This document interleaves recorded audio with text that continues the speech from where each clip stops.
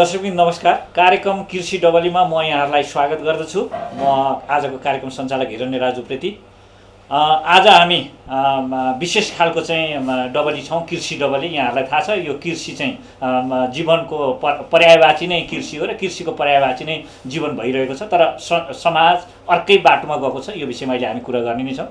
अब यस बिचमा म आजको चाहिँ विशेष अगुवा कृषक भनौँ, उहाँलाई त लिडर मात्रै नभनौँ, फिडर कृषकै भन्न मिल्ला अङ्ग्रेजीको टर्ममा। नेपालीको टर्ममा चाहिँ विशेष भनौँ न, नेपाल राष्ट्रले नै पहिचान दिइसकेको र त्यो चाहिँ ल्याकत र क्षमता राख्ने चाहिँ व्यक्तित्व आजको हाम्रो चाहिँ यस कृषि डबलीमा हुनुहुन्छ। त्यसैले हामी आज खुसी र गौरवान्वित पनि छौँ। यसरी म यो कृषि डबली कार्यक्रममा म आजको हाम्रो गेस्ट आङफुर्बा शेर्पा सरलाई चाहिँ स्वागत गर्न चाहन्छु। धन्यवाद सर। सरले पहिला आफ्नो छोटो परिचयबाट चाहिँ आफ्नो कुरोलाई अगाडि बढाइदिनु हुन म अनुरोध गर्दछु। नमस्ते, म आङफुर्बा शेर्पा। मेरो पुरानो घर चाहिँ सोलुखुम्बु हो। हाल चाहिँ म बौद्धमा बस्छु र यहाँ फार्म सुरु गरेको चाहिँ 11 वर्ष भयो। हाम्रो फार्मको नाम चाहिँ सलाका कृषि लिमिटेड हो। यो धेरै खालका प्रोफेसनहरू दुनियाँमा हुँदाहुँदै कृषि नै अथवा यो खालकै किन रोज्नुभयो, त्यो पनि हाम्रो आम दर्शकलाई बताइदिनु न। कृषि व्यवसाय भनेको कहिले पनि टुटिँदैन, कहिले पनि सक्दैन कि। जतिसुकै जुन यो हाम्रो जेनेरेसन चेन्ज भए पनि तर कृषिको व्यवसाय चाहिँ कहिले पनि सिद्धिँदैन। टेक्नोलोजी आउँला अथवा त्योभन्दा बृहत टेक्नोलोजी आउँला, तर कृषि भनेको मान्छेको अस्तित्व रहन्जेलसम्म चाहिन्छ। त्यही भएर मैले चाहिँ कृषिकै व्यवसाय रोजेको। तर यो अलिकति गाह्रो छ, मिहिनेत गर्नुपर्छ नै। तर मिहिनेत नगरिकन कमाएको पैसा चाहिँ खासै त्यो रहँदैन। त्यही भएर कृषि पेसा नै ठिक लाग्यो। हाम्रो त अब यस्तो हो, यहाँ त हाकिम बन्या, प्रधानमन्त्री मन्त्री बनेको चाहिँ रुचाउने देश पर्यो।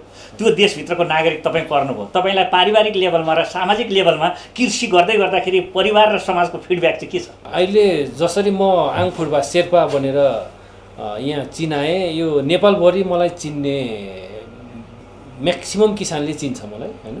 र त्यो म्याक्सिमम किसानले, म्याक्सिमम पब्लिकले चिन्ने भनेको मैले कृषि पेसा गरेर हो। म धनी भएर म चाहिँ विदेश गएर यसरी चिनेको होइन। मेरो कृषि पेसाले चाहिँ म चिनेको छु। त्यसैमा म खुसी छु र म गर्व पनि लाग्छ। परिवारबाट पनि एकदम सपोर्ट छ मलाई। सुरुमा चाहिँ हामीले पारिवारिकबाटै सुरु गरेको हो, होइन। जस्तो कि मेरो माइला दाइ र मैले सुरु गरेको। तर अब पछि हुँदै मैले दिदीहरू समावेश गरेँ, दाइहरू समावेश गरेँ। तर पछि हुँदै गरेर उहाँहरूलाई चाहिँ फेरि छुट्टै डिपार्टमेन्ट अहिले चाहिँ सबै सेटल भइसकेको छ। फार्म चाहिँ ओरिजिनली हाम्रो मात्रै हो। नेपाल राज्यभर नै यो लेभलको एउटा उत्कृष्ट फार्म यहाँको हुँदै गर्दा यो फार्मको बारेमा चाहिँ सर्ट इन्ट्रोडक्सन, जस्तो हामीले कतिमा के कसो गरिरहेका छौँ, त्यो पनि हाम्रो आम दर्शकलाई अथवा कृषि डबली सुनिएर बसिराख्नु भएको आम दर्शकलाई बताइदिनु। हाम्रो फार्मको क्षेत्रफल 79 रोपनी छ, 79 रोपनी छ। र 79 रोपनीमा थोरै चाहिँ हाम्रो आफ्नै कम्पनीको नाममा छ। र हाम्रो चाहिँ मेन गरेर गाई पालन हो। गाई पालनमा चाहिँ जर्सी क्रस र होलिस्टेन क्रस छ हामीसँग। र ब्राउन स्विस चाहिँ 2-3टा जति छ।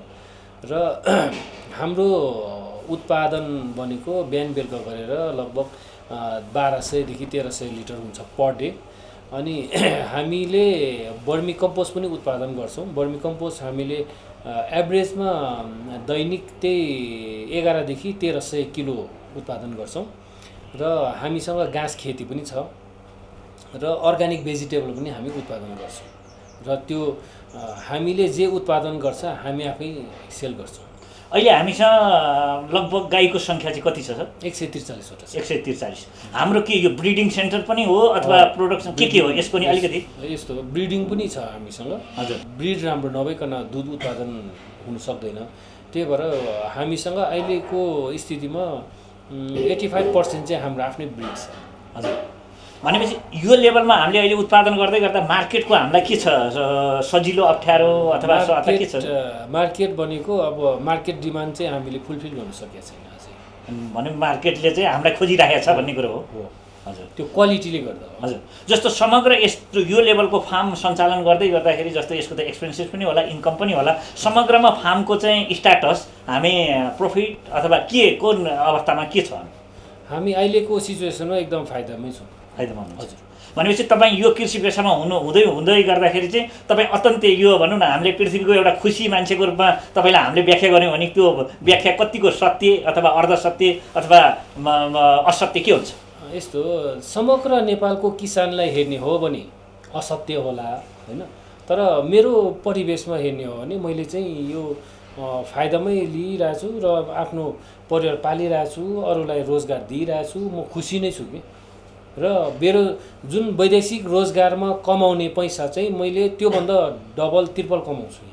अहिले हामीले कतिजनालाई लगभग रोजगारी दिएका छौँ? प्रत्यक्ष रोजगार हामीसँग 23 जना छ भने अप्रत्यक्ष त अब यो औषधिवाला, दानावाला, साइलेजवाला, बुसावाला नाना थरीको चाहिँ मान्छेहरूलाई चाहिँ पनि अप्रत्यक्ष रूपमा चाहिँ यसले काम पाएको छ।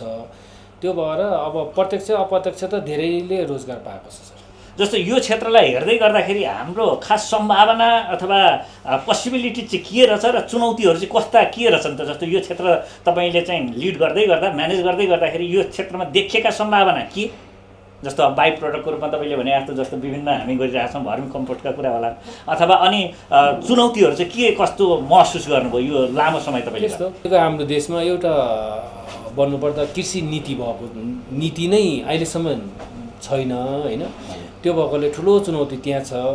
अब हामीले चाहिँ म्यासिभली उत्पादन गर्दै गर्दाखेरि भोलिको दिनमा यो कृषि नीति नभएको खण्डमा अर्को देशले चाहिँ म्याक्सिमम इम्पोर्ट गर्यो भने चाहिँ हामीलाई समस्या हुन्छ।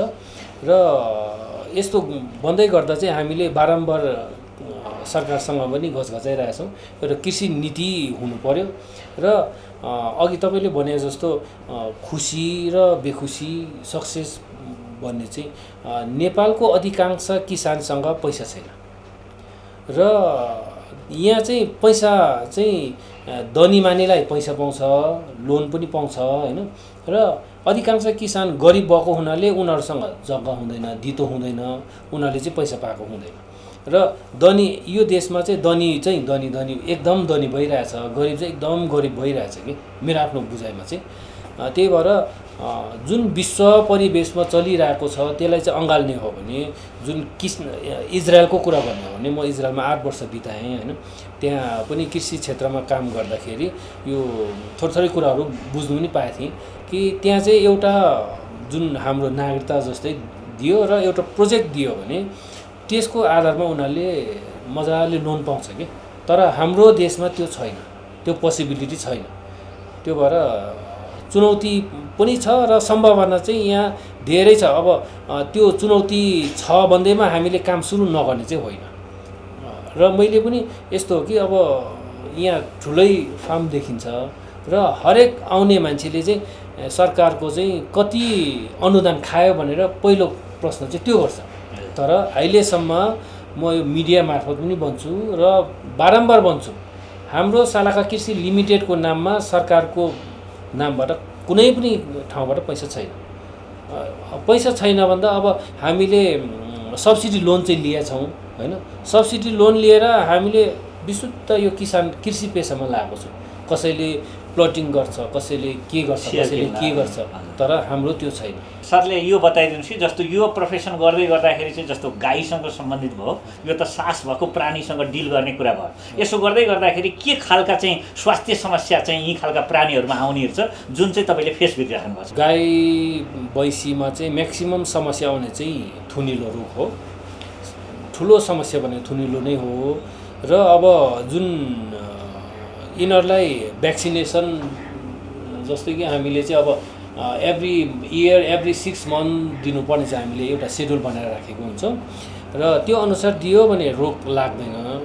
रोग भनेको अब व्यापक लाग्ने भनेको एफएमडी हो र अब जुन एलएसडी लम्पी स्किन डिजिज त्यो यो साइडमा आएको छैन, किनभने हामीले चाहिँ टाइममै भ्याक्सिनेसनहरू गर्छौँ, खोलेटको भ्याक्सिनेसन गर्छौँ होइन। अब नाम्ले जुकाको त्यो गर्दा चाहिँ खासै रोग आउँदैन। मेन चुनौती भनेको चाहिँ मैले चाहिँ देखेँ मास्टाइटिस थुनिलो रोग देखेँ र हाम्रोमा चाहिँ थुनिलो पनि लगभग 1% जति होला। हामीसँग चाहिँ 24 घन्टा यहाँ टेक्निसियन बस्छ र म आफै पनि टेक्निसियन हो। मैले चाहिँ डिप्लोमा एनिमल साइन्समा डिप्लोमा गरेँ। हामीले सुन्दैछौँ मार्केटमा तपाईँकोमा धेरै टेक्नोलोजिकल बेस छ भनेर, जस्तो भनेको अर्थ गाईलाई ज्वरो आए पनि थाहा पाउने अथवा वाटेभर के हो है ज्वरो आउँदा हो अथवा के आउँदा हो धेरै कुरो टेक्नोलोजिकल बेस छ भन्ने सुनिन्छ। यसलाई यहाँले कसरी भित्र्याउनु भयो र यो के कुरामा चाहिँ तपाईँको प्रविधि चाहिँ जोड्नु भएको छ? टेक्नोलोजी भनेको चाहिँ सुरुवातदेखि भन्नुपर्दा सुरुमा हामीसँग 42 जना कामदारहरू थिए। हजुर। त्यसपछि 32 जना भयो। हजुर। अहिले 23 जना बनेको पनि अफिसमा काम गर्नेदेखि लिएर चाहिँ 23 जना भएको।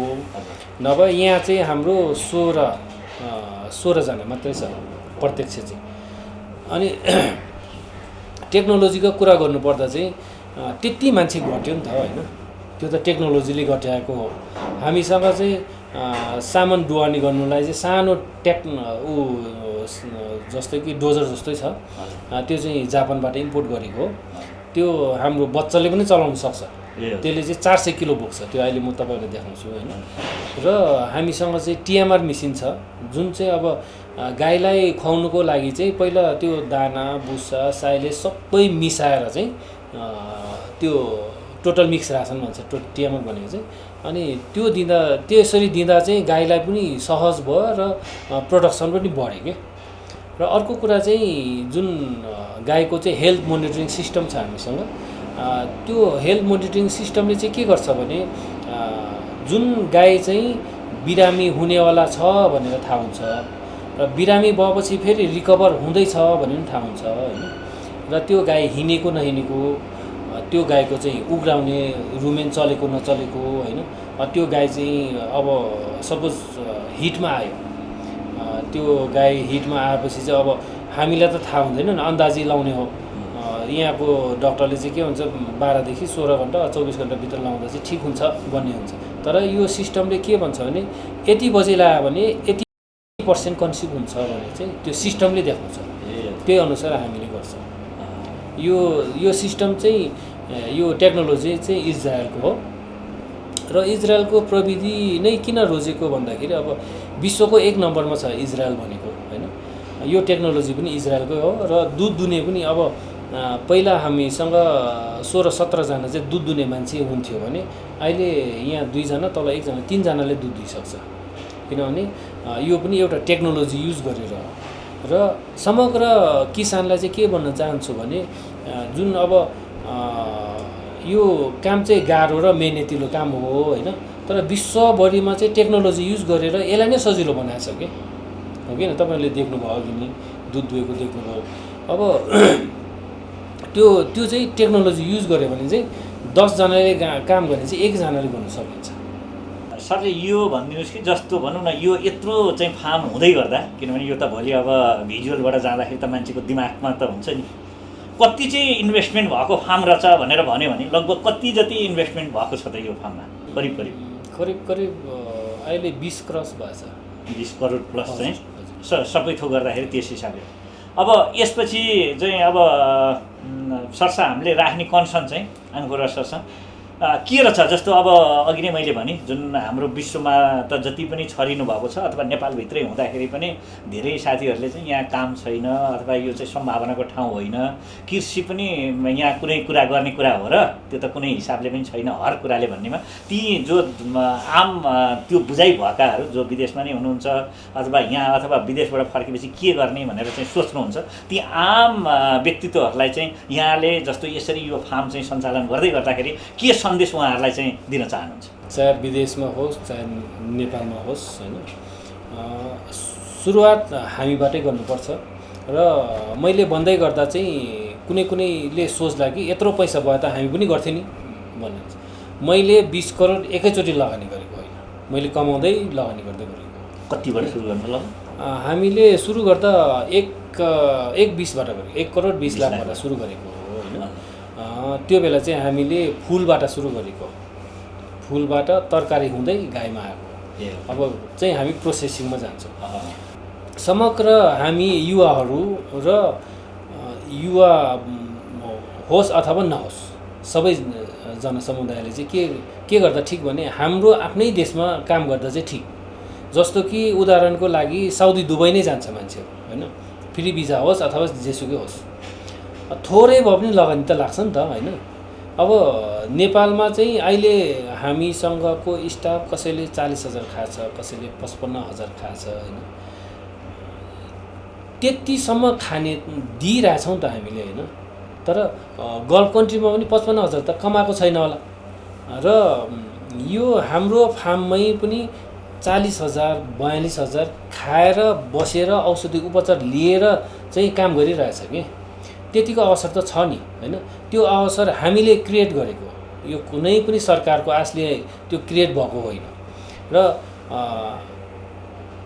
मैले यो चाहिँ भन्नु सक्दिनँ कि नेपालमा बसेर जुन यो कृषि पेसाले चाहिँ करोडपति हुँदैन चाहिँ म भन्छु होइन।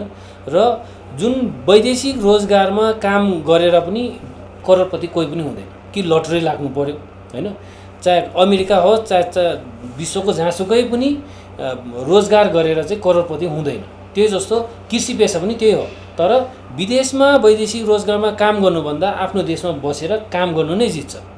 किनभने जुन अहिले मैले यो बेस बसाएँ होइन, अब म फोन गरेर भए पनि मैले काम लाउनु सक्छु होइन। म बुढो भयो भने लौरो टेकेर भए पनि यो कामलाई म म्यानेजमेन्ट गर्न सक्छु। त्यतिन्जेलसम्म म कमाएर खानु सक्छु। तर वैदेशिक रोजगारमा जबसम्म हाम्रो शरीर ठिक छ, हामीसँग एनर्जी छ, उसले माया गरेर पैसा दिने हो, त्यसपछि हाम्रो एउटा औँला जाओस् त एउटा खुट्टा जाओस् त उनीहरूले तुरुन्तै फर्काइदिन्छ। त्यो भएको हुनाले चाहिँ हाम्रो देशमा काम गर्नु नै राम्रो अरूको देशमा भन्दा पनि। अरूको देशमा किन डेभलप गर्ने त, हाम्रै देशमा हामी डेभलप गर्ने होइन। तर राज्यले सपोर्ट गरेन भनेर कामै नगर्ने चाहिँ होइन। हामी सधैँ निराशवादी भएर पनि हुँदैन। अहिले ठुलो निराशावादीबाट थोरै आशावादी त आएछ नि त होइन। एउटा थोरै भए पनि चेन्जेस भइरहेछ।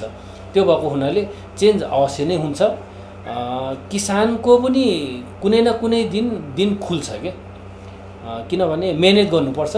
अब सबै किसान इमान्दार नहुनु पनि सक्छ र त्यो चाहिँ एउटा राज्यले अनुगमन गरिदियोस् जस्तो लाग्छ मलाई चाहिँ। जस्तो सरले यस्तो भन्दै गर्दाखेरि मुलुकमा नमुना यज्ञ काम गर्नुभएको छ। यसो गर्दै गर्दा यहाँ अहिले गोकर्णेश्वर नगरपालिकामा हुनुहुन्छ। यही देशमा बागमती प्रदेश छ। यो देशमा एउटा सङ्घीय सरकार पनि छ।